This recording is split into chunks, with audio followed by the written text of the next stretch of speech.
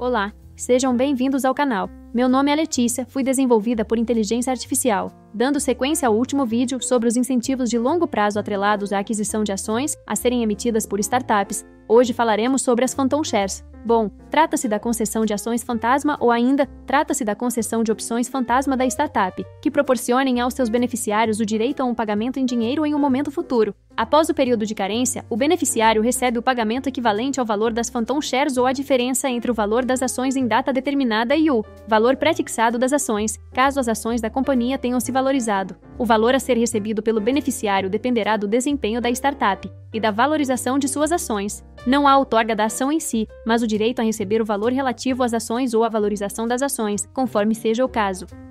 Algumas informações cruciais que você precisa saber sobre as Phantom Shares. Primeira, os pagamentos efetuados aos beneficiários têm natureza jurídica de remuneração. Segunda, para os diretores contratados pela startup com vínculo de emprego, deve-se considerar o valor pago como base de cálculo de encargos e reflexos trabalhistas, por exemplo, FGTS, reflexos em férias e terço de férias, 13º salário, etc. Terceira, o imposto de renda retido na fonte incidirá sobre o valor dos rendimentos obtidos pelos beneficiários por meio desses planos. Há alíquotas progressivas de até 27,5%. As contribuições previdenciárias também deverão incidir sobre esse valor.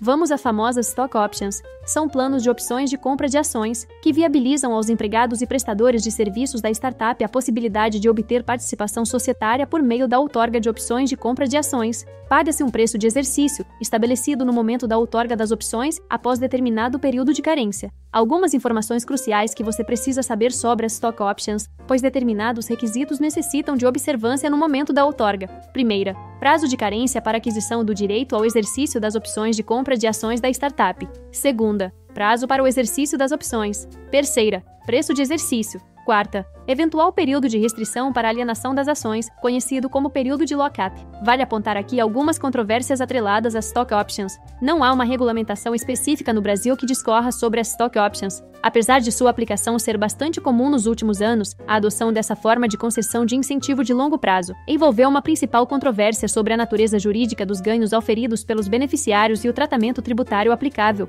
Sob a perspectiva fiscal, a previsão específica sobre o momento do reconhecimento da despesa incorrida pelas startups para a concessão da opção, mas não há previsão acerca do tratamento aplicável a esses pagamentos sob a perspectiva dos beneficiários.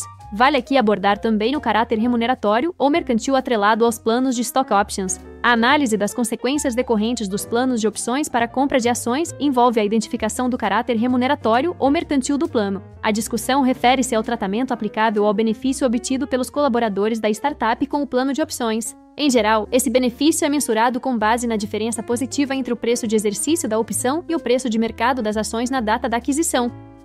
Momento da tributação. Além da discussão sobre a natureza jurídica dos ganhos auferidos pelos beneficiários, a controvérsia também envolvia o momento de tributação. Havia dúvidas se a própria outorga da opção de compra seria tributável, se a tributação deveria ocorrer no momento do exercício da opção, com base na diferença entre o preço de exercício e o valor de mercado da ação adquirida pelo beneficiário, ou se apenas o ganho de capital potencialmente auferido no momento de venda da ação adquirida seria tributado. As discussões sobre a tributação da própria opção no momento da outorga ganharam relevância após a introdução das regras contábeis brasileiras inspiradas no padrão IFRS. Desde então, as opções passaram a ser valoradas e as despesas relativas à sua outorga passaram a ser reconhecidas contabilmente. Vale aqui abordar o posicionamento do Conselho Administrativo de Recursos Fiscais. Com base no cenário jurisprudencial até 2024 e no entendimento adotado pelo Conselho Administrativo, que nem sempre leva em conta os desdobramentos trabalhistas dos planos, pois é necessário analisar se há risco e onerosidade no caso concreto. Para identificar a natureza dos planos de Stock Options,